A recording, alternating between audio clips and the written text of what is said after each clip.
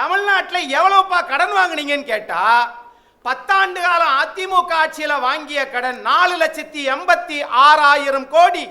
Sir இதுவரைக்கும் எத்தனையோ முதலமைச்சர் இருந்திருக்கிறாங்க, 52 இருந்து தேர்தல். ஆனா இந்த 5 ஆண்டு காலத்துல வாங்கிய கடன் 5,65,000 கோடி. சரி அதை கூட விடுங்க.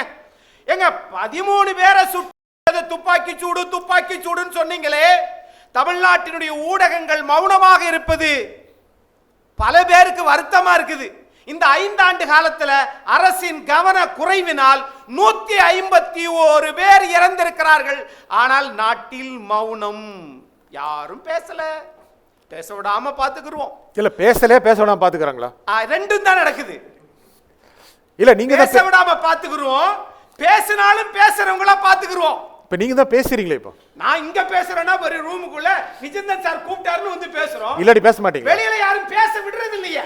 நீங்க பேசித்தான் இருக்கீங்க. அங்க இப்ப நீங்க பேசுறோம், நீங்க சீனியர் மோஸ்ட் லீடர்னால ஒரு பத்திரிகையாளர்னால எங்களை அலோவ் பண்றீங்க. எல்லாரும் இத பேசுறாங்களா? நான் இப்ப கேக்குறேன், இங்க பதிவு செய்றேன். 151 பேர் எந்த அரசாங்கத்தில் 5 ஆண்டு காலத்துல அரசாங்கத்தின் கவனக்குறைவால் இறந்திருக்கிறார்கள்? பதில் இருக்கா? இல்ல என்ன கவனக்குறைவு எதை சொல்றீங்க?